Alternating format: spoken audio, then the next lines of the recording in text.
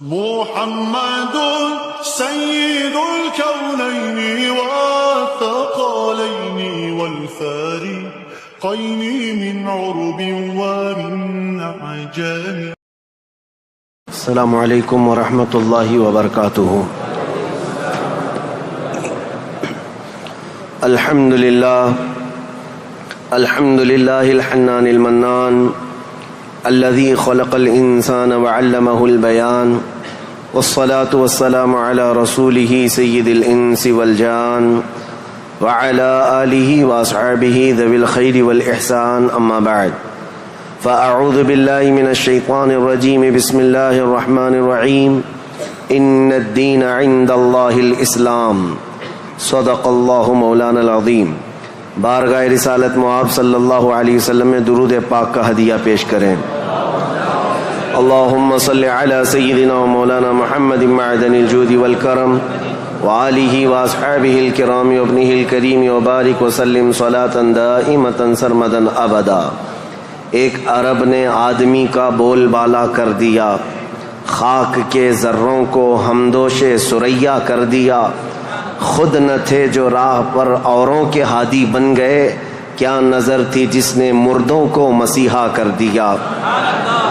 آج سے میرے عزیزو ہمیں تاریخ اسلام سننی ہے. اسلام کی نشو و نما اور اس کی ترویج و اشاعت اس دن سے ہی شروع ہو چکی ہے جس دن سب سے پہلے انسان آدم علیہ السلام نے اس روئے زمین پر قدم رکھا ہے. لیکن آج کے دور میں ہم اسلام نام سے جس دین کو جانتے اور پہچانتے ہیں وہ میرے آقا صلی اللہ تعالی علیہ وسلم کی شریعت طاہرہ ہے. اسلام کی تاریخ سننے سے پہلے ہمیں تھوڑا پیچھے کے تمام حالات بھی جاننا ضروری ہے، کیونکہ اسلام کی ترویج و اشاعت اور اس کی تبلیغ کے لیے جو زمین منتخب کیا اللہ رب العزت نے وہ عرب کی زمین ہے. عرب دنیا کے جغرافیہ میں کیا حیثیت رکھتا ہے، اس کی سچویشن جو ہے وہ کتنی امپورٹنٹ ہے وہ سمجھنا ضروری ہے. تو سنگلاخ زمین ہے، صحرا، پانی کی قلت، یہ تمام چیزیں عرب میں موجود ہیں، لیکن اسلام کی ترویج و اشاعت کے لیے اس زمین کو منتخب کیا گیا ہے. پہلی بات تو اگر میں اس تاریخ کی ابتدا کے لیے کہوں تو ظاہر سی بات ہے، کل ہم نے عرض کیا اسلام آدم علیہ السلام سے چلا، لیکن عرب کی سرزمین پر یہ دین ابراہیمی کے نام سے آیا. سب سے پہلے سیدنا ابراہیم خلیل اللہ علیہ الصلاۃ والتسلیم، اس وقت اللہ تبارک و تعالیٰ نے آپ کو مبعوث فرمایا جب دنیا میں کفر و شرک اور گمراہی و ضلالت پھیل چکی تھی. لوگوں میں کثرت سے اپنی عبادت کروانے کا رواج ہو چکا تھا. جیسے کہ نمرود کا زمانہ تھا، وہ طاقت و قوت کے بل بوتے اپنی عبادت کرنے پر لوگوں کو مجبور کرتا. اس دور میں سیدنا ابراہیم علیہ السلام تشریف لائے عراق بابل کے شہر میں، عراق کا ایک شہر بابل میں، اور وہاں سے آپ نے نور ہدایت کو منور کیا، ایک خدائے واحد کی عبادت کی طرف لوگوں کو بلایا. آپ کی آبادی دشمن ہوئی، خاندان دشمن ہوا، بادشاہ دشمن ہوا، بدلے میں آپ کو آگ میں جھونک دیا گیا. آپ وہاں سے نکل کر مصر چلے گئے. مصر کی سرزمین کو آپ نے اپنا جائے قیام بنایا، وہیں پر رہنے لگے. آپ کی شادی حضرت سارہ سے ہوئی، اولاد نہیں تھی برسوں تک. پھر حضرت ابراہیم علیہ الصلاۃ والتسلیم کی مخالفت میں بہت سارے لوگ تھے، حکمران تھے، بادشاہ تھے. ایک وقت ایسا آیا کہ مصر کا ایک بادشاہ جو آپ کی مخالفت میں بہت زیادہ آگے تھا، لیکن اللہ تعالیٰ نے اس کے سینے کو نور ہدایت سے روشن کیا. پھر وہ آپ کی عزت و تکریم کیا. پھر اس بادشاہ نے اپنی بیٹی ہاجرہ کو ابراہیم علیہ السلام کے ساتھ بیاہ کر دیا. شروع سے میں تاریخ میں چل رہا ہوں، سب کو ذہن حاضر رکھنا ضروری ہے کہ حضرت ابراہیم علیہ السلام کو حضرت ہاجرہ دوسرے نکاح میں آئیں، یہ بادشاہ کی بیٹی تھیں، اور ہوا یہ کہ دو بیویاں ایک گھر میں رہیں معاملات الگ ہو جاتے ہیں. تو جب معاملات بدلنے لگ گئے تو حضرت ہاجرہ کے گھر میں ایک بیٹا پیدا ہوا جو حضرت اسماعیل علیہ السلام ہے. تو حضرت ابراہیم علیہ السلام کو حکم الہی ہوا کہ اس ماں اور بیٹے کو الگ رکھا جائے اور پہلی بیوی کو الگ رکھا جائے. تو ابراہیم علیہ السلام حضرت سارہ کو مصر میں ہی چھوڑ دیے اور حضرت ہاجرہ اور حضرت اسماعیل علیہ السلام کو لے کر عرب کی سرزمین میں داخل ہوئے. یہاں سے عرب کی تاریخ شروع ہوتی ہے. عرب کی سرزمین کو آباد کرنے والے پہلے انسان ابراہیم علیہ السلام ہیں. عرب میں بھی ساری زمین کا انتخاب نہیں. عرب کا جو مرکزی علاقہ تھا وہ مکہ مکرمہ تھا. مکہ مکرمہ اور خانہ کعبہ جو آج جہاں پر ہے وہ دنیا کے مرکز میں واقع ہے, سینٹر میں واقع ہے. ابراہیم علیہ السلام وہاں تشریف لائے. اس وقت کوئی آبادی نہیں تھی, کسی کا گھر نہیں تھا, کوئی مکان نہیں. خانہ کعبہ پرانی شکل میں جو فرشتوں کا بنایا ہوا, آدم علیہ السلام کا بنایا ہوا, نوح علیہ السلام کا بنایا ہوا مٹی کی شکل میں موجود تھا. ابراہیم علیہ السلام وہاں پر اپنی بیوی اور اپنے بیٹے کو ایک چھوٹا سا گھر بنا کر دے دیتے ہیں, بغیر چھت کا مکان تھا. پھر اس کے بعد وہ وہاں سے چلے گئے, پھر دوبارہ آتے رہے جاتے رہے. اسماعیل علیہ السلام کی عمر جب سن بلوغت کو پہنچی تو ابراہیم علیہ السلام کو حکم ہوا کہ اس خانہ کعبہ کی تعمیر کی جائے. تو ابراہیم علیہ السلام نے اپنے بیٹے حضرت اسماعیل علیہ السلام کے ساتھ مل کر کے خانہ کعبہ کی تعمیر کی. آپ کو بانی کعبہ بھی کہا جاتا ہے. دو ہی باپ اور بیٹے نے مل کر پورے خانہ کعبہ کی تعمیر کی. اس کی دیواریں اونچی کی, جس کا ذکر قرآن پاک میں بھی موجود ہے. اس ایک پتھر پر کھڑے ہو کر کے آپ تعمیر کرتے تھے, جس کو آج مقام ابراہیم کہا جاتا ہے. پتھر جیسے جیسے دیواریں بلند ہوتی بلند ہو جاتا, جب آپ کے اترنے کا وقت ہوتا پتھر نیچے ہو جاتا. جب تعمیر مکمل ہو گئی خانہ کعبہ کی تو پھر ابراہیم علیہ السلام نے دعا کی کہ اللہ اس آبادی کو ہری بھری کر دے, شاد و آباد کر دے, اور یہاں رہنے والوں کو ہر قسم کے پھل اور میوہ جات سے تو ان کو رزق عطا فرما. آپ کی دعا قبول ہوئی. جو بے آباد علاقہ تھا, اب سنیں تاریخ کہاں سے شروع ہو رہی ہے. بے آباد علاقہ, کوئی آبادی نہیں تھی. ایک قبیلہ آیا جو تجارت کے لیے کہیں کا سفر کر رہا تھا. چونکہ وہاں پر زمزم کا کنواں بھی تھا. تاریخ میں آپ کو پتہ ہے حضرت اسماعیل علیہ السلام کی ایڑیوں سے زمزم کا کنواں نکلا, اور وہ پانی کا سوتا چشمہ ایسا تھا کہ کنٹینیو جاری, بلکہ آج تک جاری ہے. تو ایک قبیلہ وہاں سے سفر کر رہا تھا جس کو قبیلہ بنو جرہم کہا جاتا ہے. وہ وہاں کی خوبصورتی کو دیکھ کر, وہاں کے پانی کی فراوانی کو دیکھ کر وہیں پڑاؤ ڈال لیے اور وہیں رہ گئے, بس گئے. یہ پہلا قبیلہ ہے جو مکہ میں آباد ہوا, قبیلہ بنو جرہم.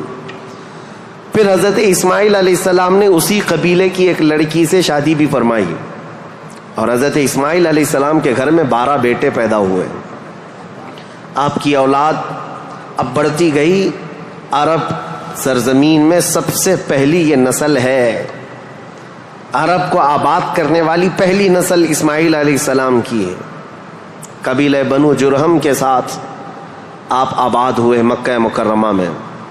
اب ان کی نسل اتنی بڑھتی گئی کہ اسماعیل علیہ السلام کے بیٹے تھے نابت, ان کے ہاتھ میں خانہ کعبہ کی تولیت آئی. خانہ کعبہ کی حفاظت اور اس کی ذمہ داریوں کا یہ سارا انتظام آپ کا تھا. چند دنوں کے بعد پھر ایسا ہوا کہ قبیلہ بنو جرہم کے لوگوں نے, جو حضرت اسماعیل علیہ السلام کے سسرال تھے, خانہ کعبہ کی تولیت پر انہوں نے قبضہ کر لیا.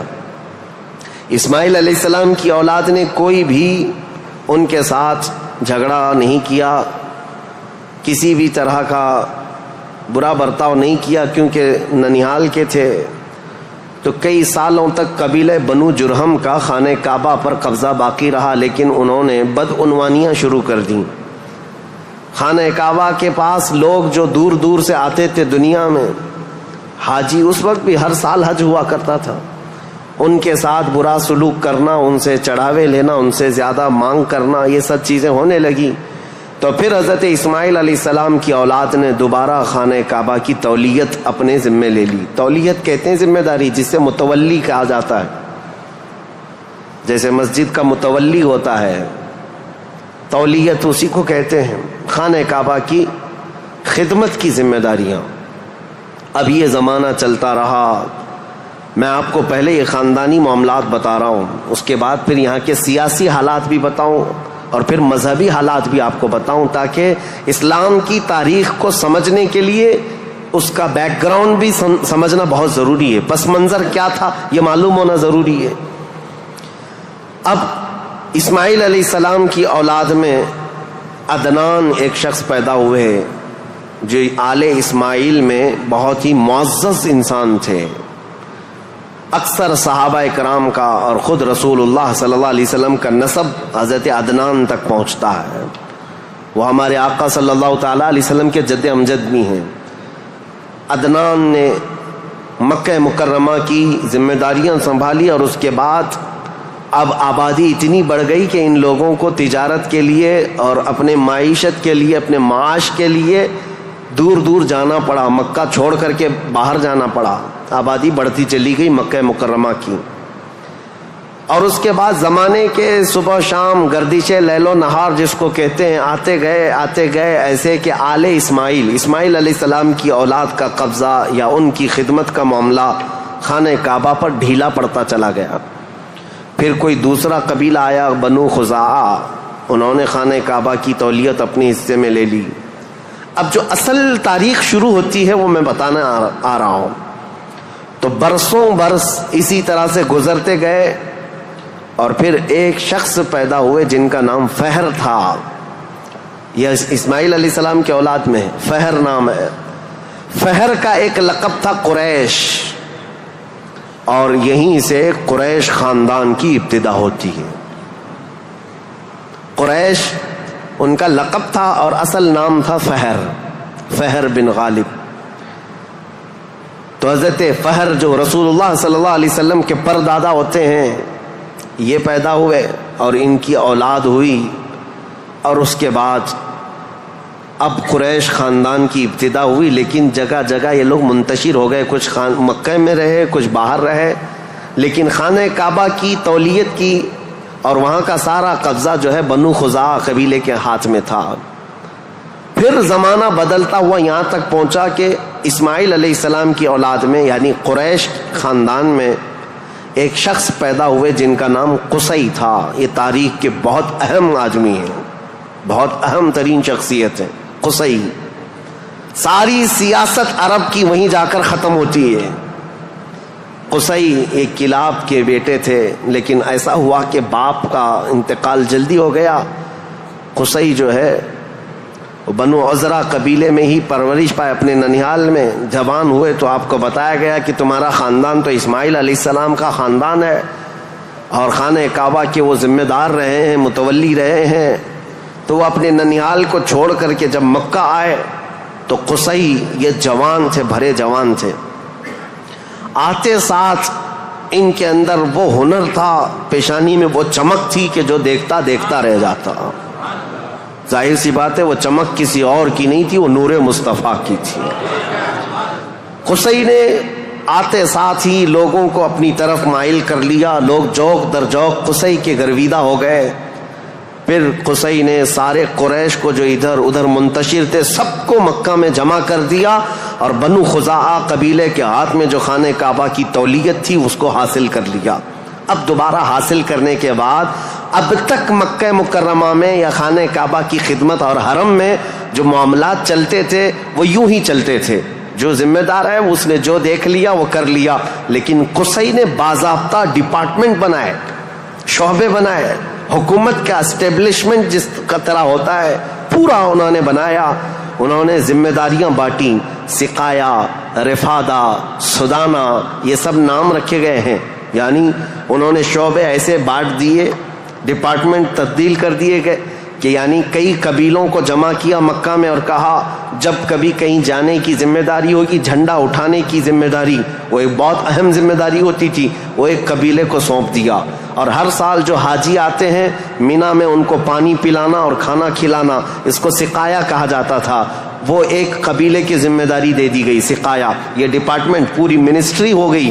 اور اس کے بعد رفادہ یہ ایک ذمہ داری ہے.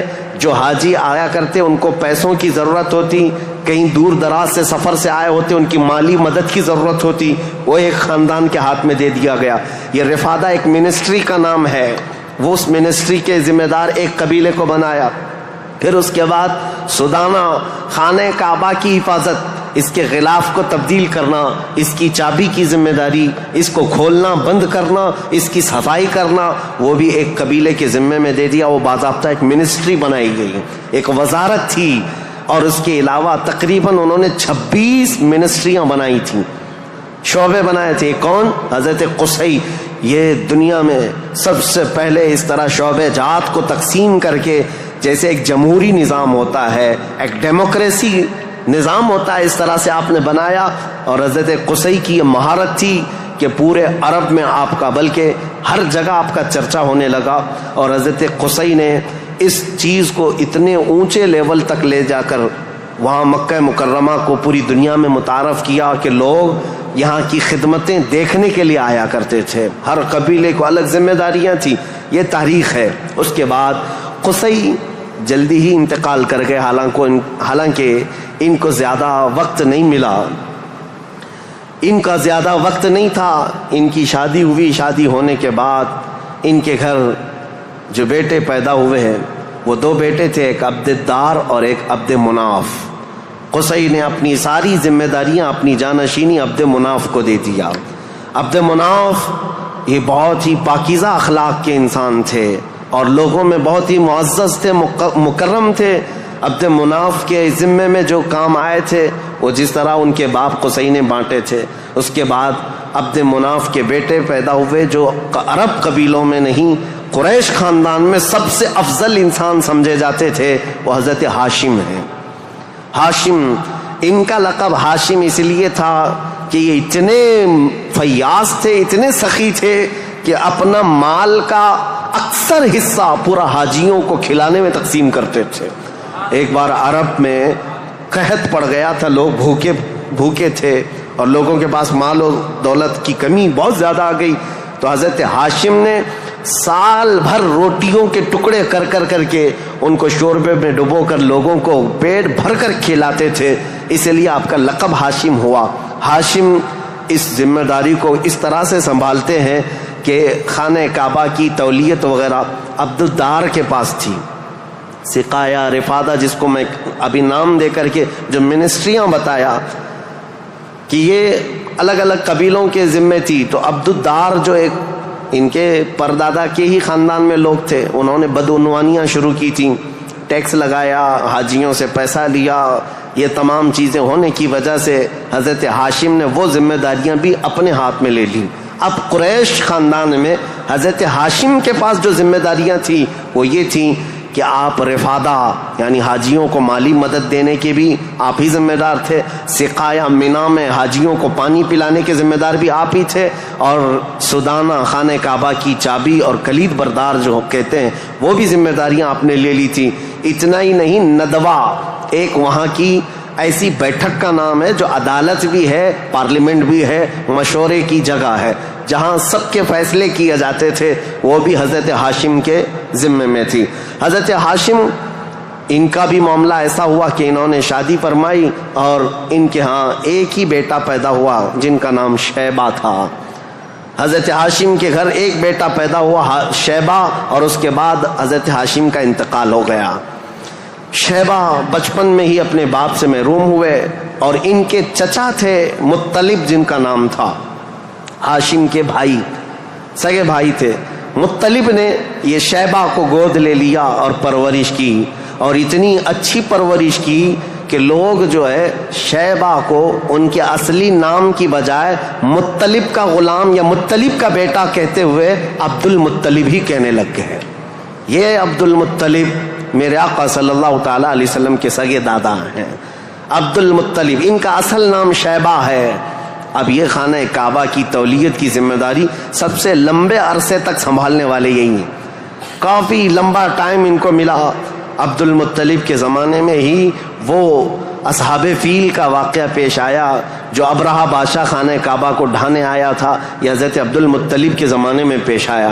حضرت عبد المطلب کے بھی تقریباً کافی اولاد ہوئیں، بیٹے ہوئے 12 کے قریب ان کی بھی اولاد ہوئیں۔ آپ نے ایک منت مانی تھی کہ اگر میں اپنے سارے بچوں کو جوانی کے حالت میں دیکھ لوں تو ان میں سے ایک بیٹا اللہ کی راہ میں قربان کر دوں گا۔ جب سارے بچے آپ کے جوان ہو گئے تو حضرت عبد المطلب خانہ کعبہ کے پاس گئے اور اس کے بعد آپ نے قرعہ اندازی کی اپنے بیٹوں کے نام نکال کر کے کہ کس بیٹے کا نام نکلے گا جس کو قربان کیا جائے۔ تو آپ نے جب قرعہ اندازی کی تو آپ کے چھوٹے بیٹے حضرت عبداللہ کا نام نکلا، قربانی کے لیے حضرت عبداللہ کا نام نکلا۔ حضرت عبد المطلب کے وہ سب سے زیادہ محبوب تھے، نور نظر تھے۔ آپ نے سارے لوگوں سے مخاطب ہو کر کے کہا کہ اس مسئلے کو کیسے حل کریں، تو سارے لوگوں نے کہا کہ اللہ رب العزت کے معاملات اللہ کے حوالے اس کو چھوڑ دو۔ پھر آپ نے خواب میں دیکھا کہ اس کا معاملہ ایسا ہے کہ اپنے اس نور نظر محبوب بیٹے کی قربانی کی بجائے ان کی جگہ 100 اونٹ قربان کر دیے جائیں، تو 100 اونٹ قربان ہوں گے لیکن آپ کے بیٹے کی قربانی بھی مان لی جائے گی کہ آپ نے بیٹے کو بھی قربان کیا۔ آپ نے حضرت عبداللہ کی جگہ پر 100 اونٹ قربان کیے۔ اسی لیے تو میرے آقا صلی اللہ علیہ وسلم نے ایک حدیث میں فرمایا ہے انا ابن الذبیحین، اے لوگوں میں 2 ذبیحوں کا بیٹا ہوں، ایک ذبیح اسماعیل علیہ السلام ہے، دوسرے ذبیح میرے باپ عبداللہ ہے۔ یہ رسول اللہ صلی اللہ علیہ وسلم نے فرمایا کہ اب یہ حضرت شیبہ عبد المطلب، حضرت عبد المطلب جو خانہ کعبہ کی تولیت کو سنبھالتے رہے، یہ تاریخ یہاں تک آئی۔ آل اسماعیل ہیں، یہ اسماعیل علیہ السلام کی اولاد۔ تاریخ کو میں نے شروع کیا تھا حضرت ابراہیم علیہ السلام سے، پھر اب حضرت عبد المطلب رضی اللہ تعالیٰ عنہ خانہ کعبہ کی تولیت سنبھالتے رہے اور اس کے بعد اپنے سارے بیٹوں کی شادیاں کیں۔ ان میں اپنے چھوٹے بیٹے حضرت عبداللہ کی شادی آپ نے کہ ایک قبیلہ جو مدینہ طیبہ میں آباد تھا وہب بن عبد مناف کا، ان کی بیٹی حضرت آمنہ سے کی، جو سب سے معزز قبیلے کی خاتون تھیں، پاکیزہ تھیں، طیبہ تھیں، طاہرہ تھیں۔ رسول پاک صلی اللہ تعالیٰ علیہ وسلم کے والد ماجد عبداللہ نے حضرت آمنہ سے شادی کی۔ یہ شادی بھی بڑی مشہور شادی ہوئی کیونکہ حضرت عبداللہ کو کئی عورتیں دیکھتی تھیں اور شادی کی خواہش رکھتی تھیں۔ مکہ میں کئی لوگوں نے پیغامات دیے تھے اور اس کے بعد جب حضرت آمنہ سے انہوں نے شادی کی تو ایک خاتون ہے جو حضرت عبداللہ کی شادی کے لیے بہت کوشش میں لگی تھی، انہوں نے حضرت عبداللہ کو دیکھا اور اس کے بعد کہا شادی کے بعد تمہاری پیشانی پر کوئی چیز چمکتی تھی وہ اب نظر نہیں آتی ہے، پہلے میں دیکھا کرتی تھی، جس پر میں گرویدہ تھی میرے عزیزوں وہ چمک اور وہ نور کوئی اور نہیں میرے مصطفیٰ کا نور نبوت تھا جو آدم علیہ السلام سے چلتا ہوا آیا ہے اور ان کے باپ حضرت عبداللہ تک آیا۔ پھر حضرت عبداللہ حضرت آمنہ سے نکاح کر کے رہ رہے تھے اور تجارت کی غرض سے آپ حضرت عبداللہ ملک شام کی طرف جا رہے تھے۔ درمیان میں جو یثرب علاقہ تھا آج کا وہ مدینۃ المنورہ ہے، وہاں حضرت عبداللہ کو کچھ بیماریاں ایسی لگ گئیں کیونکہ یثرب جو علاقہ ہے اس کو پہلے بیماریوں کا گڑھ کہا جاتا تھا، وہاں جو جاتا بیمار ہو جاتا تھا۔ اس وقت انہوں نے وہاں کا سفر کیا تھا اور بیماریاں لگ گئی اور آنے سے پہلے آپ کا انتقال ہو گیا، عبداللہ کا انتقال ہو گیا حضرت عبداللہ کا۔ اور پھر چند ماہ گزرے تھے، 6 مہینے کے بعد پورے عالم میں جو ایک عجیب کیفیت طاری تھی، عرب کی یہ تاریخ میں آپ کو بتا رہا ہوں کہ یہاں پر اب حالات کیا تھے۔ حضرت آمنہ کے گھر رسول پاک صلی اللہ تعالیٰ علیہ وسلم حمل سے ہیں، لیکن اس سے پہلے میں اب پس منظر بتاتا ہوں، بیک گراؤنڈ بتاتا ہوں دنیا میں کیا چل رہا تھا، اس وقت حالات کیسے تھے۔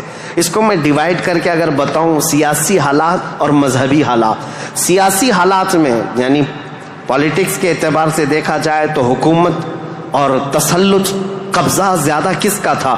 اس دور میں سب سے بڑی 2 حکومتیں تھیں، ایک پرشین امپائر اور ایک رومن امپائر، روم کی حکومت اور فارس کی حکومت۔ ان دونوں کا بہت بڑا اثر و رسوخ تھا. پوری دنیا کی بات کر رہا ہوں. یہ سپر پاور طاقتیں تھیں. عرب میں بعض لوگ پرشین امپائر کے انڈر میں کام کرتے تھے, بعض لوگ رومن امپائر کے انڈر میں کام کرتے تھے. مذہب کے اعتبار سے ہم بعد میں بات کرتے ہیں. اب یہ حالات تھے کہ حکومت اور تسلط, قبضہ, سیاسی اثر و رسوخ سب سے زیادہ یہ دو حکومتوں کا تھا, جس کی وجہ سے آئے دن نئی نئی جنگیں ہوتی تھیں. رومن امپائر یہ چاہتی تھی کہ دنیا پورا قبضہ کر لیں, پرشین امپائر یہ چاہتے تھے کہ پوری دنیا ہم قبضہ کر لیں. اس آڑ میں دو سپر پاور کے ٹکراؤ میں پوری دنیا میں جنگیں روز روز چلتی رہتی تھیں. یہ حالات تھے سیاسی. عرب لوگوں کی خود کی کوئی حکومت نہیں تھی, ان کی خود کی کوئی حکومت نہیں تھی, لیکن وہی مکہ مکرمہ سے جو ان کے خاندانی حالات کی سرداری چلتی تھی بس. لیکن دنیاوی حکومت کے اعتبار سے یہ لوگ پرشین امپائر کے انڈر میں کام کرتے تھے یا پھر رومن امپائر کے انڈر میں کام کرتے تھے. یہ دو طرح کی حکومتیں چل رہی تھیں. اب مذہبی حالات کے اعتبار سے دیکھا جائے تو میں 4 حصوں میں تقسیم کرتا ہوں پوری دنیا کو. 4 حصوں میں. فارس, جس کو آج پرشیا کہیں آپ, ایران جو آج کے دور کا ہے, اس کی سرحدیں اور بھی بڑی تھیں, بلند تھیں. پرشیا یا جس کو اس وقت پرشین امپائر کہا جاتا ہے. مذہبی حالات کیا تھے ان کے؟ مذہبی حالات اتنے خطرناک تھے کہ ان کے ہاں شروع سے کبھی ایک خدا کا تصور آیا ہی نہیں. یہ شرک میں ہی مبتلا رہی قوم ہے. ہمیشہ بتوں کی, ہمیشہ آگ کی پرستش کرنے میں سب سے زیادہ مشہور قوم ہے یہ پرشیا کے لوگ, یعنی فارس کے لوگ. آگ کی پوجا میں ان کا کوئی نام ثانی نہیں تھا. 1000 سال تک ایک آگ کو بجھنے نہیں دیتے تھے یہ لوگ. اس طرح کئی بت کدے تھے, کئی آتش کدے تھے. یہ فارس کے علاقے میں یہ حالات تھے کہ ایک خدا کا تو تصور ہی نہیں تھا, اور غلبہ ایسا تھا کہ جو حاکم ہوتا تھا اس کی عبادت کی جاتی تھی, جو مال والا ہے اس کے سامنے سجدے ہوتے تھے, جس کی طاقت ہے اس کے سامنے جھک جائے. یہ حالات پرشیا کے تھے. اور روما کے حالات کیا تھے؟ جو رومن امپائر ہے روم, یہاں پر عیسائی زیادہ طور پر آباد, اس زمانے میں بھی تھے پہلے سے بھی, کیونکہ عیسیٰ علیہ السلام کے بعد ان کے حواریوں کے ذریعے سے جو دین پھیلا وہ روما میں زیادہ تھا, جو آج کا اٹلی ہے, یونان ہے اور جورجیا وغیرہ کے علاقے آج یہ سب رومن امپائر کے انڈر میں تھے, اور یہاں عیسائی زیادہ تھے. لیکن ایسے عیسائی کہ اصل عیسائی دین کو انہوں نے مسخ کر دیا تھا, ختم کر دیا تھا. جو دین الہی تھا, اللہ کا دین تھا, عیسیٰ علیہ السلام جو لائے تھے, اس کو انہوں نے اتنا خلط ملط کر دیا تھا کہ عیسیٰ علیہ السلام کے جگہ جگہ مجسمے, اسٹیچو بنائے ہوئے تھے. مریم علیہ السلام, سیدہ مریم رضی اللہ تعالیٰ عنہا کو انہوں نے ساتھ میں پوجنا شروع کر دیا. تثلیث کا عقیدہ, ٹرائنیٹی جس کو یہ کہتے ہیں, 3 خداؤں کا تصور ان کے گھر میں رواج پا گیا تھا. پورے روما میں یہی تھا. ایک خدا کی عبادت یہاں بھی ختم تھی. 2 بڑی طاقتوں کے انڈر میں شرک اور بت پرستی اور کفر بہت سر چڑھ کر بول رہا تھا. یہاں اللہ کو پہچاننے والے اور اللہ کی عبادت کرنے والے تقریباً ناپید ہو چکے تھے. عیسیٰ علیہ السلام کی جو آپ کا عروج ہوا آسمانوں پر, آپ کو اللہ تعالیٰ نے آسمانوں پر جو اٹھایا, وہ زمانہ بیت کر کے بھی 570 سال گزر رہے تھے. ان 570 سالوں میں کوئی نبی نہیں آیا. عیسیٰ علیہ السلام کے بعد سے لے کر 570 سال کا زمانہ, اس کو زمانہ فترت کہا جاتا ہے. زمانہ فترت 2 نبیوں کے بیچ کے زمانے کو کہتے ہیں. اس بیچ میں کوئی نبی نہیں آیا, جس کی وجہ سے حالات اتنے گمبھیر تھے. پرشیا کے حالات میں نے بتایا, جگہ جگہ آگ کی پوجا, آگ کی پوجا, آگ کو ہی طاقتور مانا جاتا. اور روما میں تھا, عیسائی تو تھے لیکن ایسے کہ ٹرائنیٹی کا عقیدہ, مریم بھی خدا ہیں, عیسیٰ بھی خدا ہیں اور وہ بھی خدا ہے. 3 خداؤں کی عبادت. اور اس کے علاوہ راہبوں کا, پادریوں کا حال تو یہ تھا, اللہ کی پناہ, وہاں کے جو عبادت خانے تھے, جو چرچ تھے, جو کلیسا تھے, وہ عبادت کے نہیں تھے, وہ عیاشیوں کے اڈے تھے. کوئی عورت جاتی تو ان کے ہاتھ میں بچ کے باہر نہیں آتی, اس کے ساتھ وہ منہ کالا کر لیتے. یہ جو بڑے بڑے راہب تھے ان کا حال یہ تھا. اور وہ سیاست میں بھی اس طرح ملوث تھے کہ جب تک کنیسہ میں یعنی چرچ میں کوئی شخص مال نہ لا کر کے دے, اس کے لیے بددعائیں کرتے تھے, اس کی تباہی کا انتظام کرتے, بلکہ فوج کی سرکشی کے ساتھ ایسے لوگوں کو مار کر ختم بھی کر دیتے تھے. اور اس کو کہتے تھے کہ یہ جس کو ذرا آج ہم یہاں پر دیکھ رہے ہیں دھرم دروہی ہے, دین چھوڑا ہوا آدمی ہے. یہ عیسائیوں کا تسلط ایسا تھا, ان کا قبضہ ایسا تھا, پادریوں کا عیاشی کے اڈے بنا دیے گئے تھے. جتنے وہ عبادت خانے تھے وہ عیاشیوں کے اڈے بنے ہوئے تھے. اور ان کے ہاں یہ سب چیزیں عام, جو اخلاق دینے آئے تھے, جو اچھا مزاج دینے آئے تھے, وہی ان کے علماء, ان کے راہب پورے ایسے تسلط کے ساتھ گندگیاں پھیلا چکے تھے. یہ روما کے حالات تھے, پرشیا کے حالات وہ تھے.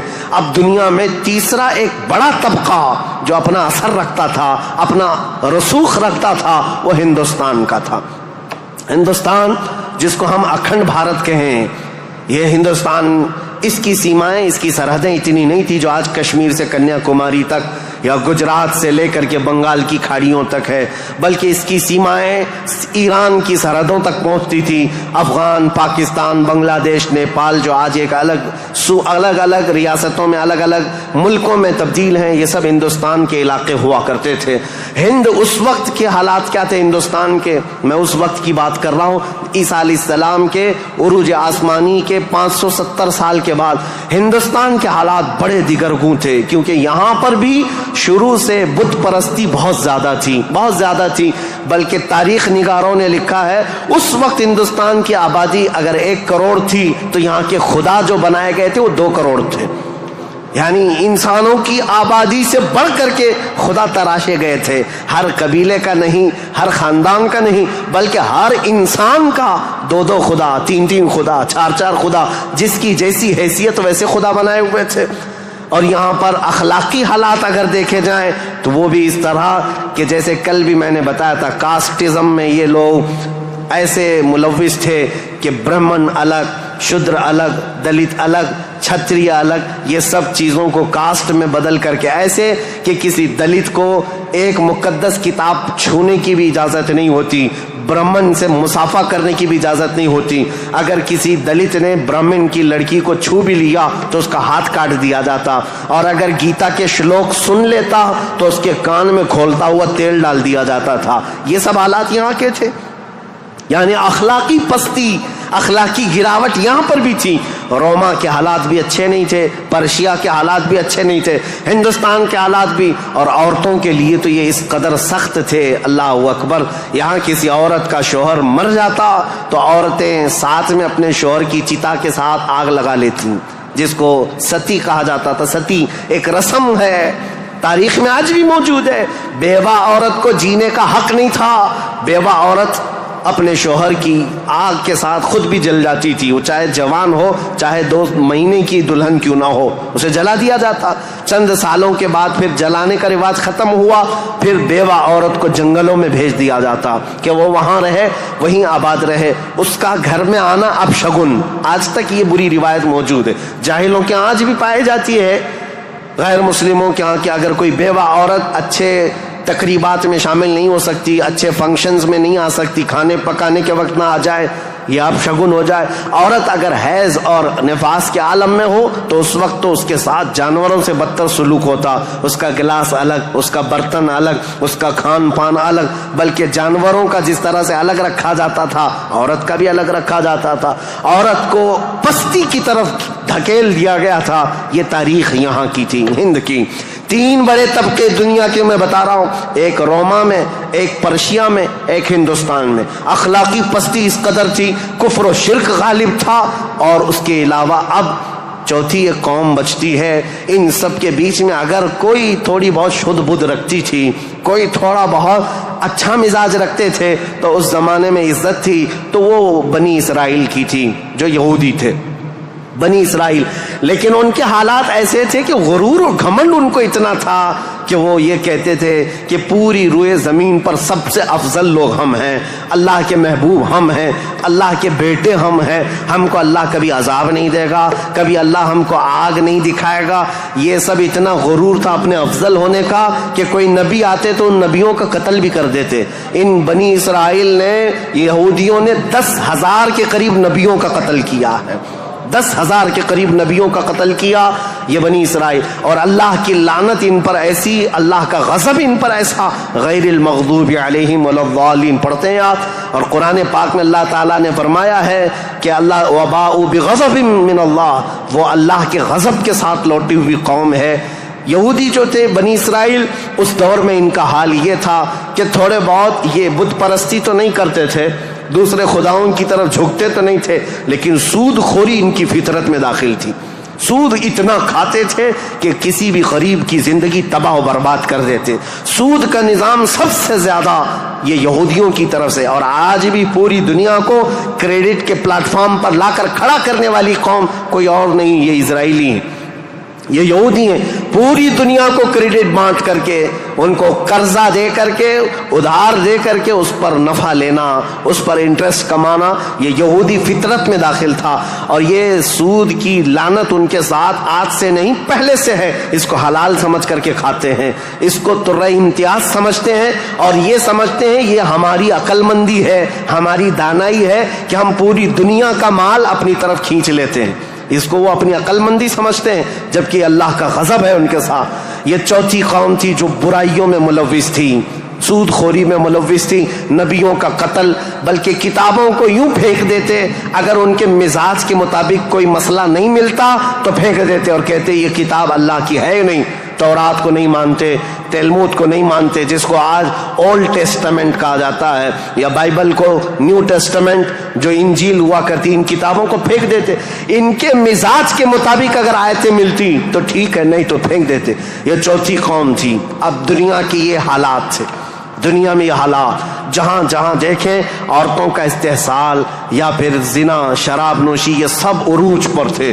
روما میں، پرشیا میں، ہندوستان میں اور بنی اسرائیل یہودیوں کے درمیان اب جو پانچویں قوم الگ بنتی ہے وہ عرب کی سرزمین پر تھی، عرب لوگ تھے۔ عرب جو آل اسماعیل ہیں، اسماعیل علیہ السلام کی اولاد، یہ آئے تھے اللہ تعالیٰ کے منتخب زمین پر، لیکن کثرت سے ان کے ہاں بھی برائیاں گھر کر گئی تھیں۔ یہ ایسے ہو گئے تھے کہ ان کے ہاں بتوں کی تراشنے کی عادت بڑھ گئی، انہوں نے اپنے ہاتھوں سے خدا بنا لیے تھے۔ خانہ کعبہ جو مرکز تھا وحدانیت کا، اس خانہ کعبہ کے اندر بھی انہوں نے بت رکھ دیے تھے، اور خانہ کعبہ کی چھت پر ایک بت ہوا کرتا تھا جس کا نام حبل تھا، ایک بت تھا جس کا نام عزا تھا، اس کی پوجا کرنا تو حج کے ارکان میں شامل کر دیا تھا، حج کے ارکان میں تھا عزا کی پوجا کرنا۔ یہ حبل وہاں پر تھا، لات ایک بت کا نام تھا، عزا تھا، منات تھا، یہ سب بتوں کے نام ہیں جو انہوں نے کوئی صفا مروہ پر رکھ دیے تھے، کچھ کو خانہ کعبہ کی چھت پر رکھا تھا، کچھ کو دروازے کے اندر رکھا تھا۔ طواف کرتے تھے ان بتوں کے سامنے آ کر کے، ننگے طواف کرتے تھے، بغیر کپڑے کے خانہ کعبہ کا طواف کرتے، ایک ہاتھ آگے اور ایک ہاتھ پیچھے رکھ کر کے، مرد ہو کہ عورتیں ہو، اس طرح سے وہ خانہ کعبہ کا طواف کرتے۔ یہ برائیاں ان کے ہاں بہت اخلاقی پستی میں گرتے چلے آئے، اور اس کے بعد یہ بت پرستی اتنے عروج پر ہو گئی، اتنے عروج پر ہو گئی کہ یہ اپنے خداؤں کے چڑھاوے اتنے چڑھاتے تھے، دور دراز سے لوگ آتے تھے تو سال میں ایک مرتبہ ان خداؤں کے نام پر انسانوں کی بلی بھی چڑھتی تھی۔ کوئی جوان منتخب کر لیا جاتا اور وہ خوشی سے تیار ہوتا، اپنی گردن اس کی رکھ دی جاتی، مینا کی وادی میں اس کو ذبح کر دیا جاتا، کاٹ کر کے اس کا خون بتوں کو لگا دیا جاتا، اور یہ کہتے کہ ہم مقرب ہو رہے ہیں، ہم مکرم ہو رہے ہیں، ہم عزت والے ہو رہے ہیں۔ یہ تمام چیزیں تھیں، اور اس کے علاوہ ان کے ہاں شراب بہت زیادہ عام تھی۔ چوری کرنے والے کچھ قبیلے خاص تھے عرب میں، اور ان کا پیشہ ہی تھا راستے پر رکنا اور جاتے آتے قافلوں کو ڈاکہ زنی کرنا اور مال لوٹنا۔ اور اس کے علاوہ عورتوں کے لیے ان کے ہاں بھی اچھے حالات نہیں تھے، عورتوں کو تو مشین سمجھتے تھے، شادی کا کوئی ایک سسٹم نہیں تھا، کوئی مرد چاہے تو 100 رکھ لے، کوئی 50 رکھ لے، کوئی 60 رکھ لے، نہ شادی کا کوئی سسٹم ہے، جتنی عورتیں چاہے وہ رکھ سکتا تھا۔ اور پھر اس کے علاوہ عورتوں کے ساتھ سارا سلوک تو تھا ہی، لیکن وہ ایسے بدبخت تھے کہ بیٹی کے پیدا ہونے پر ناک بھون سکیڑتے تھے، بلکہ کئی ایسے عرب قبیلے تھے جو بیٹی کے پیدا ہوتے ہی اس کی گردن مروڑ کر کے اس کو زندہ دفن کر دیتے تھے۔ یہ عرب کی سرزمین پر پائے جانے والی چیزیں۔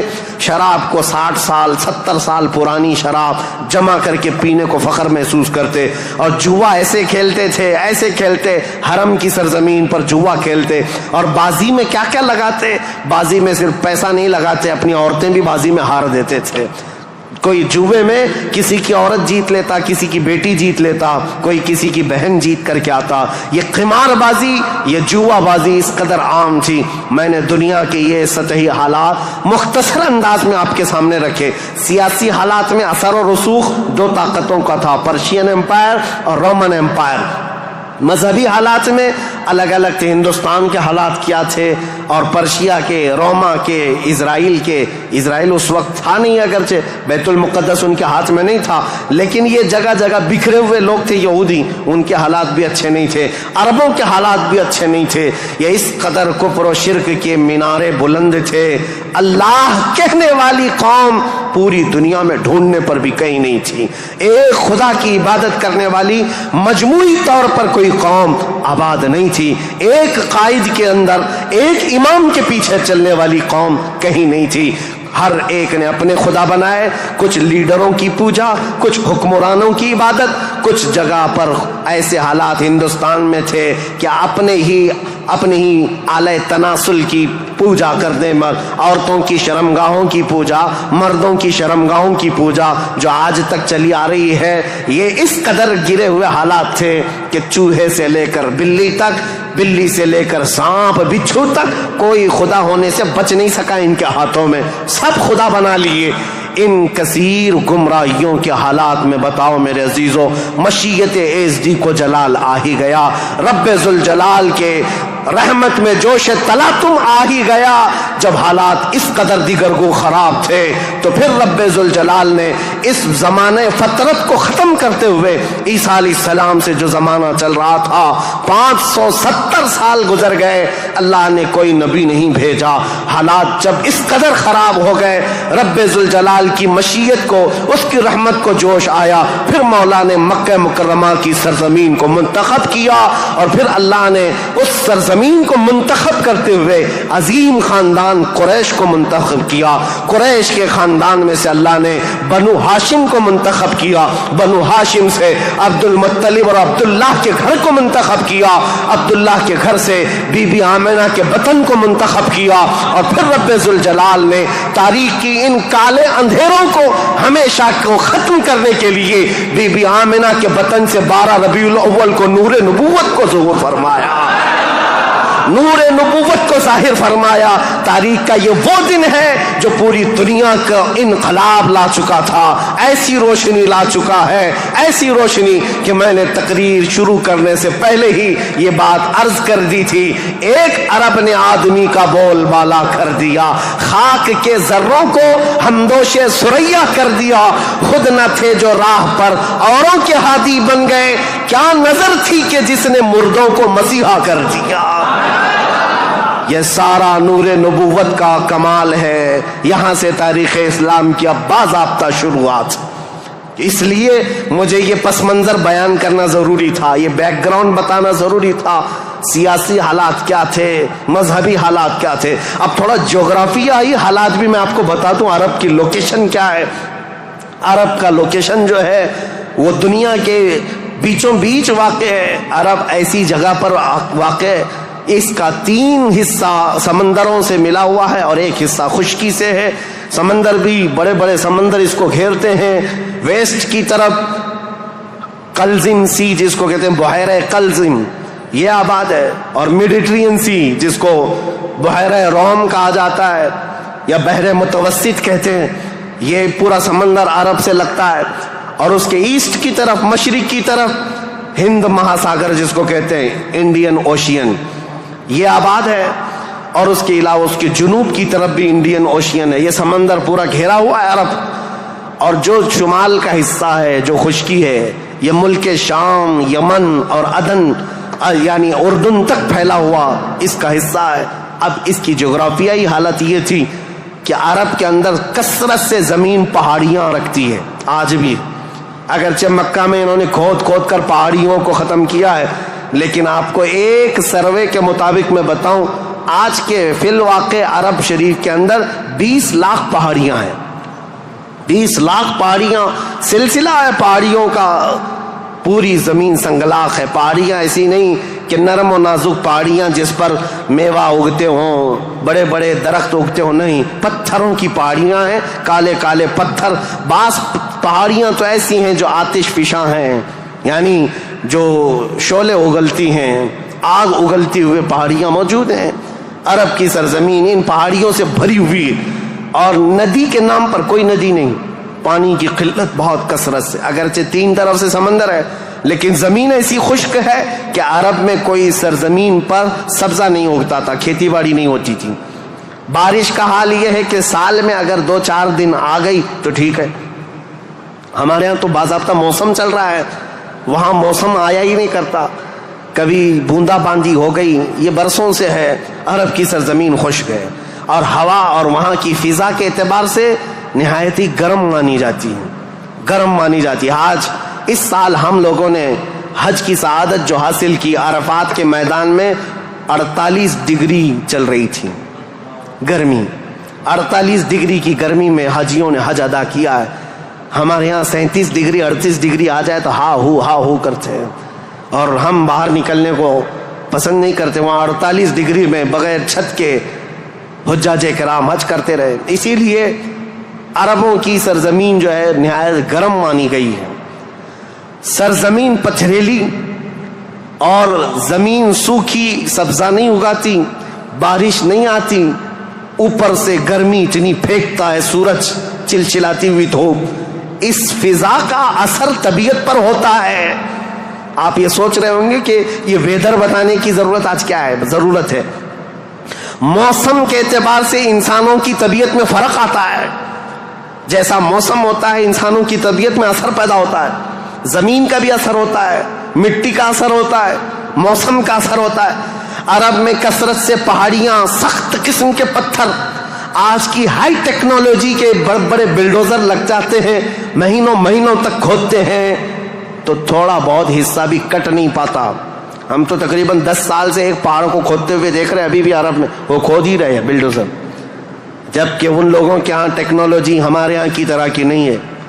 روڈ بنانا ہے تو رات کے وقت آپ گزر رہے ہوں 1 کلومیٹر روڈ، صبح فجر میں دیکھیں تو تیار رہتا ہے اتنے فاسٹ. لیکن پہاڑیوں کو کھودنے کے لیے آج بھی، آج کے ہائی ٹیکنالوجی کے دور میں بھی وہ پہاڑیوں کو ہلا نہیں پاتے. سخت قسم کے پتھر، سخت قسم کے پتھر، زمین سبزہ نہیں اگاتی، بارش نہیں آتی، موسم برساتا نہیں، سورج جھلسا دینے والی گرمی پھینکتا ہے. یہ سب کا اثر طبیعتوں پر بھی ہوتا ہے. اس کی وجہ سے عربوں کی طبیعت میں خشکیاں، چڑچڑاہٹ، ضدی پن، تکبر، غرور، یہ سب چیزیں تھیں. عرب جلدی کسی چیز کو ایکسپٹ نہیں کرتے. اور اب میں آپ کو یہ بھی بتا دوں کہ عرب کو عرب کہتے کس لیے تھے، عرب یہ نام کیوں پڑا تھا اس کا. یہ انسانوں کی طبیعت کے حساب سے میل کھاتا ہے، اس لیے میں عرض کر رہا ہوں عرب نام کیوں رکھا گیا. عرب کس کو کہتے ہیں؟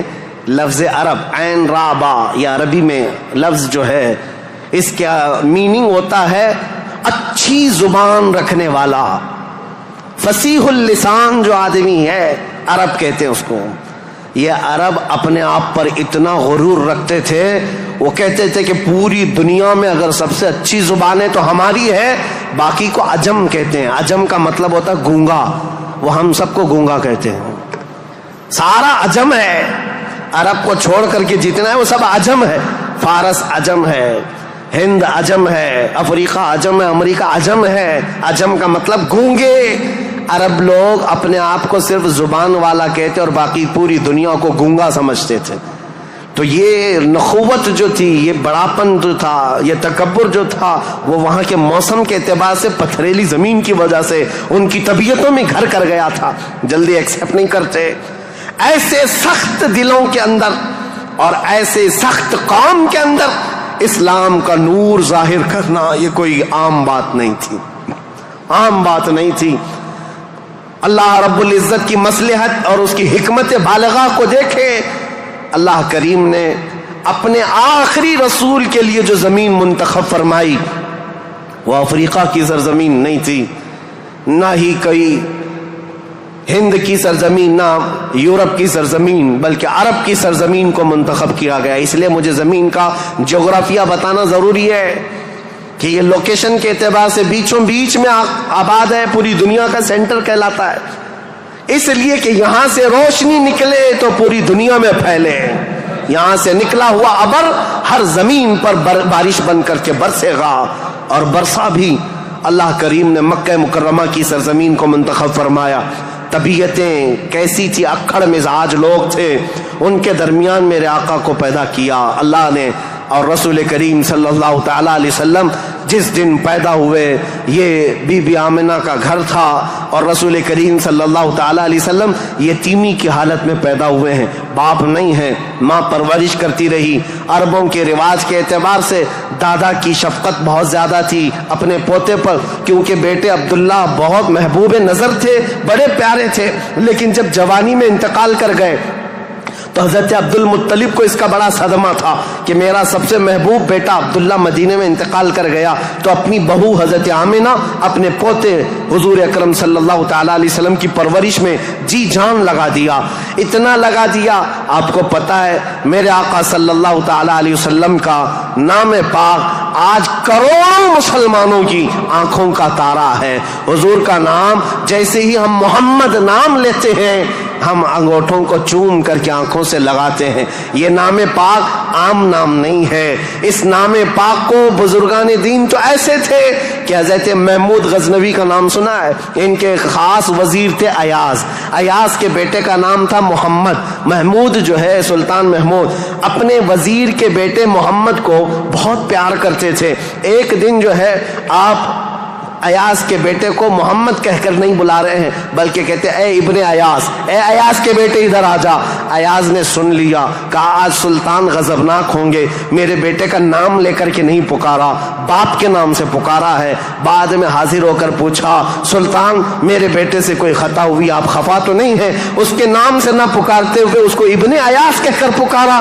سلطان محمود نے کہا ایاز ایسی بات نہیں، خفا نہیں، بلکہ میں وضو کی حالت میں نہیں تھا، اس لیے تیرے بیٹے کا نام محمد ہے، میں بغیر وضو کے کبھی اس کا نام بھی نہیں پکارتا۔ اور علامہ عبد الرحمن جامی فرماتے ہیں ہزار بار بشویم دہن ز مشک و گلاب ہنوز نامے تو گفتن کمال بے ادبیس۔ یا رسول اللہ ہزار بار میں اپنے منہ کو گلاب کے پانی سے، مشک و عنبر کے پانی سے دھو لوں، اس کے بعد بھی آپ کا نام پکارنا میں بے ادبی سمجھتا ہوں۔ یا علامہ عبد الرحمن جامی، میں بات کیوں کہہ رہا ہوں حضور کے نام کی؟ یہ محمد نام کسی اور نے نہیں، حضرت عبد المطلب نے رکھا تھا۔ آپ کے دادا، آپ کے جد امجد جیسی حضور کی پیدائش ہوئی تھی، گھر دوڑے دوڑے آئے تھے بی بی آمنہ کے، اور فوراً اٹھا کر کے گودی میں لے لیا اور خانہ کعبہ کے پاس آئے، اور خانہ کعبہ کے سامنے ہاتھ پھیلاتے ہوئے اللہ کی بارگاہ میں عرض کرنے لگے اللہم ھذا ابنی سمیتہ محمدا، اے اللہ دیکھ یہ میرا بیٹا ہے اور میں نے اس کا نام محمد رکھا ہے۔ عرب کے بہت سارے لوگ وہاں موجود تھے، یہ نیا نام تھا ان کے لیے۔ عرب میں جو نام رکھے جاتے ہیں وہ باپ داداؤں کے نام پر چلتے ہیں، وہاں پر نئے نام نہیں رکھتے، خاندانوں کے اپنے خود پرسنل نام چلتے رہتے ہیں، پرٹیکولر نام ہوتے ہیں، وہی نام رکھے جاتے ہیں۔ حضرت عبد المطلب نے نیا نام رکھا تھا، تو عرب کے بہت سارے قبیلے آئے اور پوچھا یا عبد المطلب لم سمیتک ابنی ابنک ھذا محمدا، اے عبد المطلب آپ نے لم سمیت ھذا محمدا، کیوں آپ نے اس کا نام محمد رکھا ہے؟ تو حضرت عبد المطلب مسکرائے اور کہا تمہیں پتا ہے محمد کا نام کا مطلب کیا ہے، محمد کے میننگ کیا ہے؟ کہا محمد کہتے کسے ہیں؟ محمد اس کو کہتے ہیں جس کی سارے لوگ تعریف کریں، سب سے زیادہ جس کی تعریف کی جائے اس کو محمد کہا جاتا ہے۔ حضرت عبد المطلب نے کہا میں نے اپنے اس بیٹے کا نام محمد اس لیے رکھا ہے کہ جب بھی کوئی نام لے تو نہ چاہتے ہوئے بھی میرے بیٹے کی تعریف ہو ہی جائے۔ آج میرے آقا کی شان میں کسی کو گستاخی کرنا بھی ہو، میرے آقا کا نام محمد لیتا ہے تو پہلے حضور کی تعریف کر ہی رہتا ہے۔ وہ کر کے ہی رہتا ہے۔ عزیزان گرامی وقار، حضور اکرم صلی اللہ تعالی علیہ وسلم کو حضرت عبد المطلب نے بڑی شفقت دی، عرب کے مشہور قانون اور وہاں کے دستور کے مطابق کہ عرب لوگ اپنے بچوں کی حفاظت کے لیے، یعنی ان کی زبان کی حفاظت کے لیے دیہاتوں میں بھیجتے تھے کہ ان کی زبان محفوظ رہے۔ شہروں کی زبان جو ہے مکس ہو جاتی ہے، جیسے ممبئی کی زبان، اس کا کوئی عطا پتہ نہیں ہے، اس میں یو پی بھی ملا ہوا ہے اور راجستھان بھی ہے، گجراتی بھی ہے، کرناٹکی بھی ہے، سب ملا کر کے مکس ہو گئی، کیونکہ ہر جگہ کے لوگ یہاں پر موجود ہیں۔ یہ شہر ہے اور شہروں میں ہر علاقے کے لوگ آتے ہیں، اپنی اپنی تھوڑی تھوڑی سی باتیں اس میں داخل کر دیتے ہیں اور یہ ایک مکسچر لینگویج بن جاتی ہے اور اس کو پتہ ہی نہیں رہتا اس کی اوریجنل لینگویج کیا تھی۔ مکہ ایسا تھا کہ ہر جگہ سے لوگ آتے تھے، حج کے لیے آتے تھے اور کئی کئی مہینے رہتے تھے، تو کچھ لوگ عربی جانتے نہیں تھے، کوئی فارسی اس میں داخل کر دیا، کوئی الگ زبان عبرانی داخل کر دیا، سریانی داخل کر دیا، تو وہاں پر زبان کی حفاظت کی بہت ضرورت تھی، کیونکہ اس دور میں سب سے بڑا اگر کوئی عہدہ تھا تو زبان کا تھا۔ زبان جس کی اچھی ہو وہ عرب میں سب سے زیادہ عزت والا تھا، تو اس کے لیے مائیں اپنے بچوں کی زبان کی حفاظت کے لیے بچپن میں ان کی پرورش مکہ میں نہیں کرتی تھی، باہر بھیجتی تھی۔ اس رواج کے چلتے ہوئے 6 مہینے کے بعد حضور صلی اللہ تعالیٰ علیہ وسلم 6 مہینے حضرت آمنہ کی گود میں تھے، پھر وہ حلیمہ سعدیہ کے بخت چمکے، نصیبے چمکے کہ وہ دایا تھی بنو سعد قبیلے کی۔ طائف سے آگے ایک علاقہ بنو سعد آج بھی موجود ہے، طائف سے 80 کلومیٹر دور، وہاں سے وہ آئی تھی، 180 کلومیٹر کا سفر کر کے آئی تھی، اور مکہ مکرمہ میں انہوں نے رسول پاک صلی اللہ تعالیٰ علیہ وسلم کو گود لے لیا۔ تفصیلات میں نہیں بتا رہا ہوں، تاریخ ہے کیونکہ ہم مولد شریف میں تفصیلات بیان کرتے ہیں، یہ تاریخ اسلام ہے، اس کے لیے میں چلتی چلتی مختصر جھلکیاں رکھ رہا ہوں۔ حلیمہ سعدیہ لے کر گئیں، 2 سال پرورش کر کے واپس لے آئیں حضرت آمنہ کے گھر۔ حضرت آمنہ اپنے نور نظر کو لے کر ساتھ رہتی۔ جب حضور کی عمر 6 سال کی ہوئی تھی تو 6 سال کی عمر میں حضرت آمنہ مدینہ نکلی، کیونکہ ان کا ننیھال بھی تھا اور اپنے شوہر حضرت عبداللہ کی قبر بھی وہاں تھی۔ انتقال کے بعد سے وہ گئی نہیں تھی، تو اپنے بیٹے کے بڑے ہونے کے بعد حضور صلی اللہ تعالیٰ علیہ وسلم کو لے کر کے وہ مدینے گئیں، ننیھال گئیں، اور اس کے بعد یعنی حضور کے ننیھال اور پھر واپسی میں حضرت عبداللہ کی قبر سے ہوتے ہوئے آ رہی تھیں، وہاں کی بیماریاں حضرت آمنہ کو بھی جکڑ لیں، ایسی بیمار ہوئیں کہ ابوا ایک جگہ ہے بدر کے قریب، ابوا مدینہ اور مکہ کے بیچ میں، حضرت آمنہ وہ زیادہ دیر آگے چل نہ سکیں، وہیں پر آپ کی وفات ہو گئی۔ حضور پاک صلی اللہ علیہ وسلم کی عمر پاک 6 سال کی ہے، خود رسول محترم صلی اللہ علیہ وسلم نے اپنے ہاتھوں سے اپنی ماں کو دفن کیا۔ حضور کے ساتھ اس وقت آپ کے والد کی ایک کنیز تھیں ام ایمن، یہ ساتھ رہتی تھیں، اور بس حضور صلی اللہ تعالیٰ علیہ وسلم واپس مکہ جب آئے، حضرت عبد المطلب کو جیسے پتہ چلا کہ حضرت عبداللہ کی بیوی آمنہ بھی انتقال کر گئیں، وہ فرط غم میں، جوش غم میں حضور صلی اللہ تعالیٰ علیہ وسلم کو ایسے قریب کر لیے کہ ایک لمحے کے لیے بھی اپنے آنکھوں سے اوجھل نہیں ہونے دیتے۔ لیکن ہوا کیا، مشیت عز دی جو چاہے، 8 سال کی عمر تھی میرے آقا کی، دادا حضرت عبد المطلب بھی فوت ہو گئے۔ یہ دور گزرتا گیا، دادا حضرت عبد المطلب نے اپنے انتقال سے پہلے اپنے بیٹے حضرت عبداللہ کے سگے بھائی جناب ابو طالب کے حوالے کر دیا تھا اپنے اس پوتے کو۔ حضور صلی اللہ تعالیٰ علیہ وسلم کو جناب ابو طالب کے حوالے کر دیا اور کہا کہ تم اس کی نگرانی کرنا۔ تو جناب ابو طالب نے ایسی نگرانی کی کہ ابو طالب کے گھر میں بیٹے تو ہوئے، ان کے بیٹے عقیل ہیں، ان کے بیٹے جعفر ہیں، ان کے بیٹے حیدر کرار، علی مرتضیٰ ہیں، لیکن حضور صلی اللہ تعالیٰ علیہ وسلم کی پرورش میں ایسا کمال کا کردار ادا کیا کہ اپنے بیٹوں کو بھی کچھ نہیں سمجھتے حضور کے آگے، حضور اکرم صلی اللہ علیہ وسلم کے آگے۔ ایک روایت جو ہے بدن میں رونگٹے کھڑے کر دیتی ہے۔ میں آج بھی بحث نہیں کروں گا ایمان ابو طالب کے متعلق، ہمارے قتل آرا بحثوں میں سے ہمارا ٹاپک آج تاریخ اسلام ہے، لیکن ان کی پرورش کا انداز ایسا تھا۔ صرف ایک بات اگر میں بتا دوں، شعب ابی طالب میں جب 3 سال تک مکہ والوں نے حضور صلی اللہ علیہ وسلم کا بائیکاٹ کیا تھا، سوشل بائیکاٹ، کبھی بھی حملہ ہونے کا اندیشہ رہتا تھا کہ لوگ آ کر کے حضور کو قتل نہ کر دیں۔ رات کے وقت کیونکہ عرب اتنے دشمن تھے رسول پاک صلی اللہ علیہ وسلم کے اعلان نبوت کی بات کر رہا ہوں. یہ روایت بیچ میں عرض کر رہا ہوں. جناب ابو طالب رات کے وقت جب حضور سو جاتے تھے تو ان کو اٹھا کر کے دوسری جگہ سلاتے اور حضور صلی اللہ علیہ وسلم کی جو جگہ خاص تھی, حضور کی جو چادر تھی, اس جگہ اپنے بیٹے کو سلا دیتے تھے اور یہ کہتے ہماری نیند کے وقت میں اگر کوئی دشمن آ کر حملہ بھی کرے تو محمد پر حملہ نہ ہو, میرے بیٹے پہ حملہ ہو. یہ کمال کی شفقت کے ساتھ انہوں نے پرورش کی ہے رسول اللہ صلی اللہ علیہ وسلم. جب آپ کی عمر پاک 12 سال کی تھی حضور اکرم صلی اللہ علیہ وسلم کی, جناب ابو طالب کے ساتھ آپ تجارت کے لیے نکلے ملک شام, کیونکہ خاندانی مشغلہ تھا تجارت.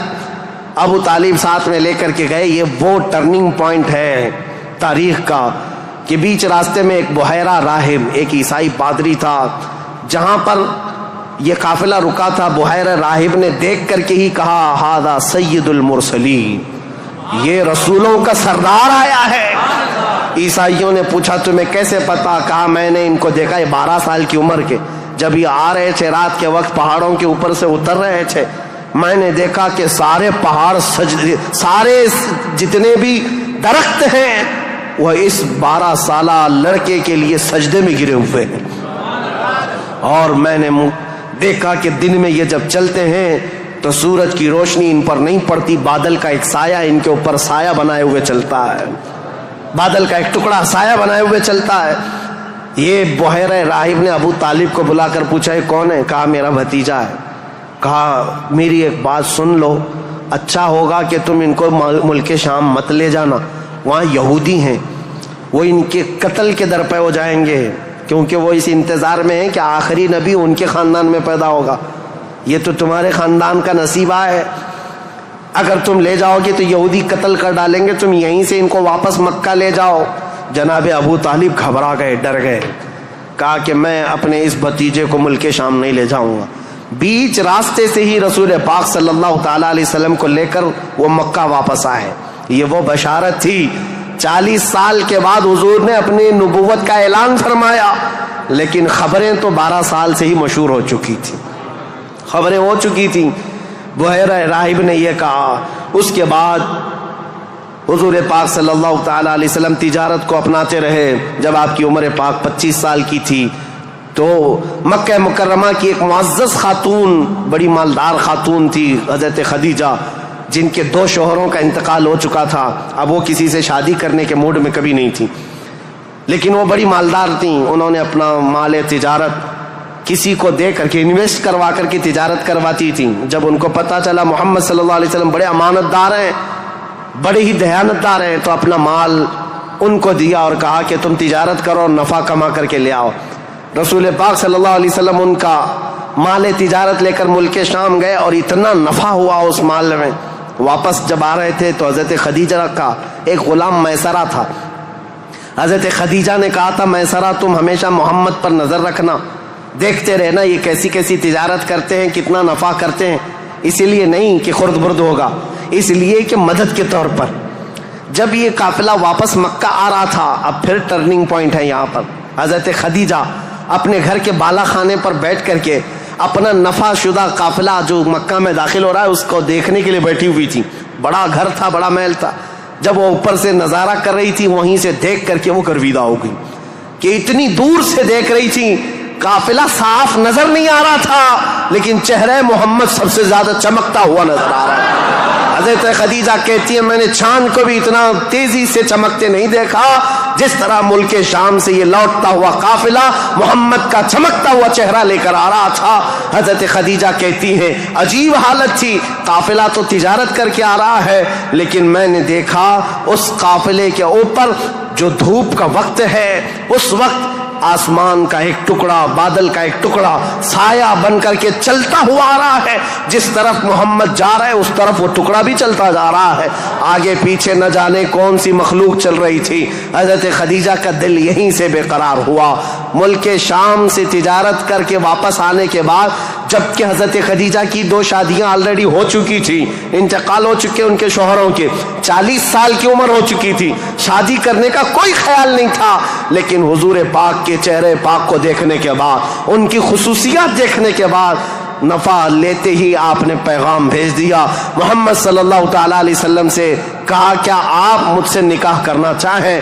وہ روئے محمد صلی اللہ تعالیٰ علیہ وسلم کی گرویدہ خاتون، ان کا پیغام پہنچتے ہی رسول پاک صلی اللہ تعالیٰ علیہ وسلم نے خود سے قبول نہیں کیا، اپنے چچاؤں اور پھوپھیوں کے درمیان اس مسئلے کو رکھا۔ جناب ابو طالب تھے، سارے پھوپھیاں اور چچا بیٹھے، ان کے سامنے رکھا کہ حضرت خدیجہ کے پیغام نکاح آیا ہوا ہے۔ سارے لوگوں نے کہا تمہیں پتا ہے خدیجہ پورے مکہ میں طاہرہ کے نام سے جانی جاتی ہیں، سب سے پاکیزہ خاتون۔ عزت تو ایسی تھی کہ ادنا سے ادنا آدمی بھی اور اونچا سے اونچا آدمی بھی حضرت خدیجہ کی طرف چہرہ اٹھا کر نہیں دیکھتا، ان کی عزت بڑی تھی۔ کہا کہ اگر محمد تمہارے لیے ان کی طرف سے پیغام آیا ہے تو قبول کر لو۔ رسول پاک صلی اللہ تعالیٰ علیہ وسلم نے جواب بھیجا کہ مجھے بتایا گیا ہے کہ مکہ میں سب سے شریف خاتون اگر کوئی ہے تو وہ خدیجہ کا نام ہے۔ میرے عزیزو، خاتون شریف کیوں نہ ہوگی؟ اس لیے کہ جس کے پیٹ سے پیدا ہونے والی بیٹی فاطمۃ الزہرا ہو، سیدہ کائنات ہو، تو پھر ماں کا عالم کیا ہو سکتا ہے؟ اللہ کریم نے یہ انتخاب فرمایا تھا۔ رسول کریم صلی اللہ تعالیٰ علیہ وسلم نے اس نکاح کو دل و جان سے پسند کیا۔ نکاح کی تقریب ہوئی، نکاح کی تقریب میں جناب ابو طالب اور حضور کے سارے چچا اور پھوپھیاں بھی شریک ہوئے۔ خطبہ نکاح کا خطبہ جناب ابو طالب نے پڑھا تھا، وہ خطبہ آج بھی موجود ہے جو میرے آقا صلی اللہ تعالیٰ علیہ وسلم کے پہلے نکاح میں خطبہ ہوا تھا۔ اس خطبے کے بعد نکاح مقرر ہونے کے بعد رسول کریم صلی اللہ تعالیٰ علیہ وسلم کی یہ شریک حیات، یہ رفیق حیات، یہ محبوب رب العالمین سیدہ خدیجہ حضور کی ایسی وفا شعار خاتون بن کر کے رہی کہ اللہ کی قسم آج بھی پوری روئے زمین پر جو میرے آقا کی اولاد سادات کے نام سے جانی جاتی ہیں وہ کہیں اور نہیں، وہ خدیجہ کی بیٹ سے پیدا ہونے والی اولاد ہے۔ حضرت خدیجہ کے بطن سے میرے آقا کی 6 اولاد ہوئیں، 3 بیٹے اور 3 بیٹیاں۔ رسول کریم صلی اللہ تعالیٰ علیہ وسلم کی 6 اولاد کی ماں حضرت خدیجہ ہے۔ یہ بڑی الفت و محبت کی زندگی گزری ہے میرے آقا صلی اللہ علیہ وسلم کی، لیکن جب میرے آقا کی عمر پاک 50 سال کی ہوئی اور حضرت خدیجہ کی عمر اس وقت تقریباً آپ اندازہ کر سکتے ہیں 25 سال زیادہ تھی، 75 سال کی خاتون تھی۔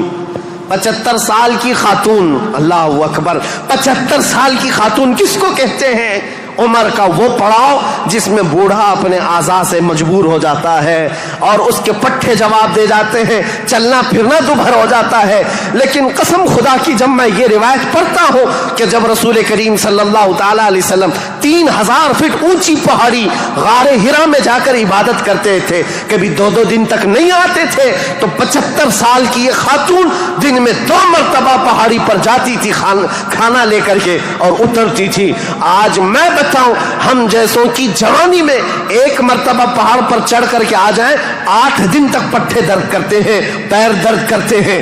میں سمجھ نہیں پاتا وہ خدیجۃ الکبریٰ کی وفا شعاری کو دن میں 2 مرتبہ اپنے نبی پاک اپنے رفیق حیات کے لیے اوپر جاتی تھی، نیچے آتی تھی۔ کبھی رسول اللہ پہاڑ سے اتر رہے ہوتے، حضرت خدیجہ گھر کے باہر آ کر کھڑی ہوتی، کڑی دھوپ ہوتی، سورج کی تمازت ہوتی، لوگ چلتے پھرتے کہتے خدیجہ اپنے شوہر کا انتظار کر رہی ہو؟ کہتی ہاں میرے شوہر پہاڑ سے اتر رہے ہیں، غار ہرا سے آ رہے ہیں۔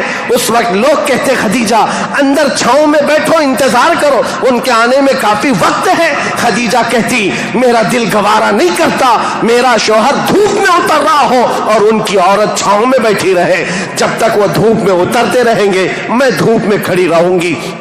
یہ وفا شعاری ایسی تھی، آپ کو پتا ہے سب سے پہلی وہی قرآن کی جو غار ہرا میں آئی ہے، جبرائیل امین لے کر کے آئے ہیں۔ اسلام کی تاریخ میں اگر یہ نہ بتائیں تو ابتدا ہی نہ ہوگی، کیونکہ رسول اللہ صلی اللہ تعالیٰ علیہ وسلم جب 40 سال کی عمر میں تھے، غار ہرا میں جا کر عبادت کرتے، جبرائیل امین آئے قرآن کی آیتیں لے کر اور حضور سے کہا اقرا، حضور نے کہا ما انا بقاری، میں نہیں پڑھوں گا۔ وہ کہتے تھے پڑھو، حضور کہتے میں نہیں پڑھوں گا، سینے سے سینہ لگا کر دبوچتے تھے۔ 3 مرتبہ ہوا، 4تھی مرتبہ کہا اقرا بسم ربک الذی خلق، پڑھو اس رب کے نام سے جس نے پیدا کیا ہے۔ رسول محترم صلی اللہ تعالی علیہ وسلم نے پڑھنا شروع کیا، اور پھر آیتیں سب سے پہلے جو آئی ہیں، اسلام کی ابتدا نور الہی کا ظہور ہے، نور الہی کا نزول ہے، اللہ کا کلام اتر رہا ہے پہاڑ پر، پہاڑ کی چوٹیوں پر، جس کو آج بھی جبل نور کہا جاتا ہے، نور کی پہاڑی، جہاں نور اترا، نور کا پہاڑ ہے، اور کس پر اترا؟ جس پر اترا وہ نور علی نور ہے۔ قرآن کی آیتیں آئیں، اقرأ بسم ربک الذی خلق، خلق الانسان من علق، اقرأ وربک الاکرم الذی علم بالقلم، علم الانسان ما لم يعلم۔ یہ 5 آیتیں دے کر جبرائیل امین چلے گئے۔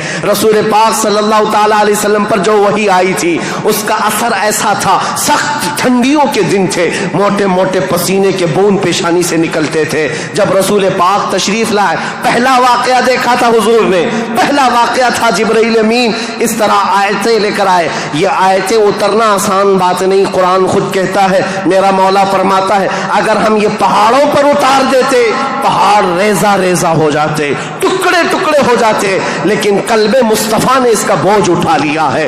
رسول اللہ کے دل نے اس امانت کو اٹھایا تھا، لیکن چل کر کے دنیا کا وہ پہلا انسان، دنیا کی وہ پہلی شخصیت ہے جس کو قرآن سنایا میرے آقا نے، وہ کوئی اور نہیں، ام المومنین سیدہ خدیجۃ الکبریٰ ہے۔ آئے رسول پاک صلی اللہ تعالی علیہ وسلم، گھر آتے ہی فرمایا میرے پاس ایک فرشتہ آیا، سینے سے سینے لگایا، اور اس نے یہ آیتیں اللہ کی طرف سے سنائی، مجھے کمبل اڑاؤ، زمیلونی زمیلونی، بار بار کہتے مجھے کمبل اڑاؤ، سخت ٹھنڈیاں لگ رہی ہیں۔ سیدہ خدیجۃ الکبریٰ کی باتیں یاد رکھو، تاریخ میں آج بھی لکھی ہوئی ہیں۔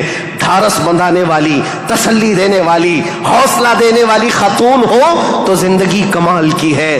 عزیزان گرامی کہتی ہیں، اے محمد عربی صلی اللہ تعالی علیہ وسلم، اے اللہ کے رسول، آپ یتیموں کا بوجھ اٹھاتے ہیں، آپ بیواؤں کی مدد کرتے ہیں، آپ کمزوروں کا ہاتھ پکڑتے ہیں، آپ کے ساتھ کبھی برا ہو ہی نہیں سکتا۔ یہ جو اترا ہے وہ آپ کی بھلائی کے لیے ہے۔ ان قریب آپ دیکھیں گے زمین و آسمان کی ساری چیزیں اللہ تعالیٰ آپ کے لیے مسخر فرما دے گا۔ یہ خدیجۃ الکبریٰ رضی اللہ تعالیٰ عنہ کی حوصلہ افزائیاں تھی۔ یہاں سے میرے آقا صلی اللہ تعالیٰ علیہ وسلم پھر مکہ تشریف لائے، اور آپ کو پتہ ہے سب سے پہلے مکہ مکرمہ میں اب تاریخ اسلام کی شروعات ہے، تاریخ اسلام کی شروعات ہے۔ اسلام کی تاریخ سے پہلے میں نے اتنا بیک گراؤنڈ بتا دیا، تاریخ بتا دی، حالات بتا دیے، سیاسی حالات، مذہبی حالات، اخلاقی حالات۔ اب جو شروعات ہوئی وہ کہاں سے؟ غار حرا سے شروعات ہوئی، اور اس کے بعد سب سے پہلے گھر آئے میرے آقا، اور سب سے پہلا مسلمان جو اسلام میں داخل ہوتا ہے وہ کوئی اور نہیں، ام المومنین خدیجۃ الکبریٰ، گھر والی سب سے پہلے اسلام میں داخل ہوئی ہیں۔ روایتوں کی تطبیق کے اعتبار سے الگ الگ مفسرین محدثین نے بیان کیے ہیں۔ سب سے پہلے اسلام لانے والوں میں صدیق اکبر بھی ہیں، مولا کائنات بھی ہیں، اور حضرت خدیجہ بھی ہیں، حضرت زید بھی ہیں، حضرت بلال بھی ہیں۔ سب کی کیٹیگری کے حساب سے ان کو اول درجے میں رکھا گیا۔ عورتوں میں سب سے پہلے حضرت خدیجہ، بچوں میں مولا کائنات۔ بہرحال سب سے پہلا جو اسلام شروع ہو رہا ہے وہ حضرت خدیجہ خود کے گھر سے رسول اللہ نے شروع فرمایا، اور اس کے بعد پھر مکہ والوں کو جمع فرمایا۔ مکہ کے سارے لوگ حضور کی بڑی عزت کرتے تھے، لوگ اپنی امانتیں حضور کے پاس رکھتے۔ آپ کا لقب تھا امین اور صادق، لوگ آپ کو امین کہہ کر پکارتے یا صادق کہہ کر پکارتے۔ اپنے مشوروں میں حضور کو دیکھتے تھے تو خوشیوں سے پھولے نہیں سماتے تھے۔ وہ کہتے کہ اگر محمد کسی مجلس میں بیٹھ جائے تو اللہ کی رحمت ہی رحمت ہے۔ اس وقت بھی عرب حضور صلی اللہ علیہ وسلم کا بڑا احترام کرتے، بڑی عزت کرتے۔ اس دن حضور نے جیسی دعوت دی پورا مکہ ٹوٹ پڑا، سب آ گئے۔ حضور نے سب سے پہلے ان سے سوال کیا، اے مکہ والو، اگر میں یہ کہوں اس پہاڑ کے پیچھے ایک فوج ہے جو تم پر حملہ کرنا چاہتی ہے تو تم کیا کہو گے اس بات پر؟ سارے لوگوں نے ایک آواز میں جواب دیا، اے محمد، آج تک آپ نے کبھی جھوٹ نہیں کہا ہے، اگر آپ یہ کہیں گے تو ہم صرف یقین ہی نہیں کریں گے بلکہ ہم تو اس فوج سے لڑنے کی تیاری بھی کریں گے۔ اتنا ہمیں یقین ہے آپ کی بات پر کہ ہم اس فوج سے لڑنے کی بھی تیاری کریں گے جس کے بارے میں آپ کہہ رہے ہیں پہاڑ کے پیچھے فوج ہے۔ رسول کریم صلی اللہ تعالیٰ علیہ وسلم نے فرمایا تم جب میرے بارے میں اتنا یقین کا اعتقاد رکھتے ہو تو سنو، اب میں یہ نہیں کہنا چاہ رہا کہ اس پہاڑ کے پیچھے فوج ہے جو تم پر حملہ کرنا چاہتی ہے، بلکہ اب میں یہ کہتا ہوں، سنو غور سے، کہ میں اللہ کا نبی ہوں، آخری رسول ہوں، اور دین اسلام لے کر کے آیا ہوں۔ اللہ ایک ہے، اللہ کے علاوہ کسی کی عبادت نہیں کی جائے گی، کوئی خدا نہیں ہے سوائے اللہ کے۔ یہ پہلا جبل ابو قبیس کے قریب فاران کی چوٹیاں پہاڑی کے پاس میرے آقا نے صفا مروہ کے دامن میں مکہ والوں کو جمع کیا تھا۔ پہلی آواز میرے آقا کی زبان سے گونجی تھی، لا الہ الا اللہ محمد رسول اللہ۔ اب لوگوں کو دیکھنے کا وقت تھا، ظاہر سی بات ہے، میں نے عرب کی طبیعت پہلے سے بتائی، اکھڑ مزاج، سخت مزاج، نخوت بھرا ہوا، کبر تکبر بھرا ہوا، کب وہ ایکسپٹ کرتے؟ سارے لوگ ایک دوسرے کا منہ دیکھنے لگے، کہا کیا ہم حبل کو جو کعبے کے اوپر بیٹھا ہوا خدا ہے اس کو اتار دیں گے؟ صفا مروہ پر جو ہمارے خدا ہیں ان کو چھوڑ دیں گے؟ خانہ کعبہ کے اندر دروازے کے اندر جو خدا ہے ان کو چھوڑ دیں گے؟ چاہے زمزم پر جو خدا بیٹھا ہے اس کو چھوڑ دیں گے؟ سب پیچھے میں گوئیاں شروع ہو گئی، بغلیں جھانکنے لگے، اور اسی اثنا میں غصے میں آ کر آپ کا سگا چچا ابو لہب کھڑا ہوا، کہا تبن لک یا محمد لہذا جمعتا، اے محمد کیا اس لیے تم نے ہم کو جمع کیا؟ برا ہو تمہارا، تمہارے ہاتھ ٹوٹ جائیں۔ یہ پہلا جملہ تھا جو ناز قلب مصطفیٰ کریم صلی اللہ تعالیٰ علیہ وسلم کے نازنین قلب پر اترا۔ اس وقت تک کسی نے برا جملہ آپ کے لیے استعمال نہیں کیا تھا۔ پہلا برا جملہ استعمال کرنے والا ابو لہب تھا۔ نبی کریم صلی اللہ تعالیٰ علیہ وسلم کے خاطر پر، آپ کے قلب اقدس پر بوجھ گزرا، بار ہوا، تکلیف ہوئی، اللہ تعالیٰ نے پھر آیتیں اتاری، تبت یدا ابی لہب وتب، اے رسول آپ کے نہیں ابو لہب کے ہاتھ ٹوٹ جائیں، اس کا مال اسے کوئی فائدہ نہ دے۔ اللہ کریم دفاع کرتا رہا، ڈیفنس کرتا رہا۔ رسول کریم صلی اللہ تعالیٰ علیہ وسلم اس دعوت کو لے کر چل پڑے، پورا مجمع تھا مکہ کا، لیکن کوئی آگے اٹھ کر کھڑا نہیں ہوا کہ اے محمد ہم مانتے ہیں آپ کو اللہ کا رسول، آخری رسول، آپ جو دین لائے اس کو مانتے ہیں، آپ کا جو خدا ہے اس کو مانتے ہیں۔ نہیں، کوئی نہیں تھا۔ لیکن بات اتنی ہے، اس مجمع سے ابھی میرے آقا ہٹے نہیں تھے۔ 9 سال کا ایک بچہ حضور کے قریب آیا، پتلی پتلی ٹانگیں تھی، آنکھوں میں آشوب تھا، آنکھیں رس رہی تھیں، لال ہو چکی تھی، آیا اور قریب آ کر کہا اے محمد عربی صلی اللہ علیہ وسلم، میں آپ کو اللہ کا حقیقی رسول تسلیم کرتا ہوں، آپ کا دین میں ایکسپٹ کرتا ہوں، خدا واحد کی میں عبادت کرتا ہوں۔ حضور اکرم صلی اللہ علیہ وسلم نے اس 9 سال کے بچے کو سینے سے لگایا اور دعا کی، مولا اس بچے کی ٹانگوں میں، اس کے بازوؤں میں تو طاقت عطا فرما اور اس کو دین کا عظیم سپاہی بنا۔ میرے آقا کی یہ دعا تھی۔ 9 سال کا وہ کمزور بچہ جو سب سے پہلے حضور کی دعوت پر لبیک کہا تھا، آج پوری دنیا شرق و غرب، شمال و جنوب میں اس کو اگر پکارتی ہے تو اسد اللہ الغالب، شیر خدا حیدر کرار کے نام سے جانتی ہے۔ اس کی طاقت کو کون جانے، اس کی طاقت کے قریب کون پہنچے؟ لا فتح الا علی، لا سیف الا ذوالفقار۔ اس حیدر کرار کو جو طاقت و قوت تھی، جو خیبر شکن ہے، پھاٹک کو اکھاڑ کر پھینک دینے والا، مرحب کے لوہے والے لباس پر تلوار کی ایک ضرب لگا دے تو اس کے سر سے لے کر سینے تک ٹکڑے کر دینے والی تلوار رکھنے والا، یہ طاقت کہیں اور سے نہیں، یہ دعائے مصطفیٰ سے ملی ہوئی ہے۔ میرے آقا صلی اللہ تعالیٰ علیہ وسلم کی اسلام کی تبلیغ کی شروعات یہاں سے ہوئی۔ اب اس کے بعد مکہ مکرمہ کے جو حالات تھے، سیرت مصطفیٰ کے بیان میں آپ نے تقریباً سن لیا ہے۔ تقریباً 13 سال میرے آقا نے مکہ مکرمہ میں تبلیغ فرمائی، مشقتیں اٹھائی، مصیبتیں برداشت کی، کئی صحابہ کی یہاں پر شہادتیں ہوئی۔ یہاں پر حضرت سمیہ کا قتل ہوا ہے، حضرت عمار بن یاسر کو یہاں پر مارا گیا، حضرت یاسر کو جلایا گیا، اور یہاں پر حضرت خبیب بن عدی، حضرت زید بن دسنا، حضرت خباب بن ارت، ان کے مسلے کیے گئے تھے، کان کاٹے گئے، ناک کاٹے گئے، ان کی زبانیں کاٹی گئی، ان کے ہاتھ پیر کاٹے گئے اور ان کو پھانسی پر چڑھایا گیا۔ یہ ساری تکلیفیں میرے آقا نے برداشت فرمائیں۔ 13 سال تک بلال حبشی کو تو پیروں میں رسی ڈال کر کے مکہ والے کھینچتے تھے، بدماش لڑکے پورے مکہ کی گلیوں میں گھماتے۔ ان کا آقا جو امیہ تھا وہ آپ کے سینے پر گرم سل رکھتا، گرم ریت پر آپ کو سلایا جاتا۔ آج کی زمین پر آج بھی آپ مکہ میں جائیں، دوپہر کے وقت 1 منٹ آپ بغیر چپل کے کھڑے ہو کر کے دکھا دیں، اللہ کی پناہ آپ کے پیروں میں چھالے نہ آئیں تو بات کرنا، آپ کے پیروں میں آبلے نہ پڑ جائیں تو مجھ سے کہنا۔ لیکن وہ بلال حبشی کو پورا دن گرم ریت پر سلایا جاتا، پیٹ گل گئی تھی اور ان کے پیٹ سے گوشت نکل کر کے چربی میں تبدیل ہو گیا، چربی نکل گئی تھی، ریڑھ کی ہڈی دکھتی تھی۔ یہ حضرت بلال کے ساتھ ہوئے۔ یہ باتیں اس لیے میں عرض کر رہا ہوں، ان ظالموں کو آج صرف حضور کی جنگیں نظر آتی ہیں۔ حضور پاک کے ساتھ مکہ والوں نے جو دہشت گردی کی تھی، جو آتنک مچایا تھا، وہ کیوں نہیں بیان کرتے؟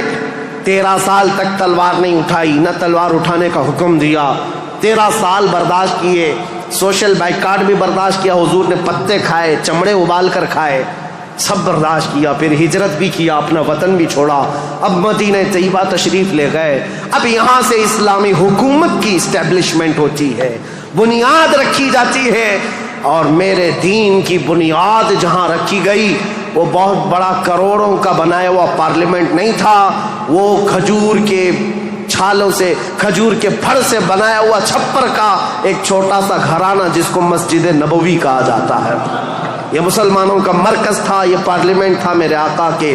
یہاں سے اسلام کی حکومت کا آغاز ہوتا ہے، یعنی اسٹیبلشمنٹ جو ہوئی۔ اب یہاں سے رسول اللہ صلی اللہ علیہ وسلم نے باضابطہ بادشاہوں کو اسلام کی تبلیغ دی، لوگ جوک در جوک اسلام لاتے رہے، اور اس کے بعد اسلامی فتوحات بھی ہوئیں، غزوات ہوئے، جنگیں ہوئیں۔ نبی کریم صلی اللہ تعالیٰ علیہ وسلم کا یہ جو مدنی دور ہے حضور کا، یہ بڑے سنہرے ابواب میں لکھا گیا۔ وہ ہجرت کا 8واں سال تھا۔ انشاءاللہ العزیز کل میں حضور اکرم صلی اللہ علیہ وسلم کے مدنی دور کے آخری حالات اور پھر حکومت کا جو اسٹیبلشمنٹ ہے اور اس کے بعد خلافت کا آغاز، جو خلافت کی تاریخ ہے، کیسے خلافت قائم ہوئی، کس طرح سے خلافت کے لیے معاملات آئے، انشاءاللہ تاریخ اسلام کی آگے کی اور بنیادیں آپ کے سامنے رکھیں گے۔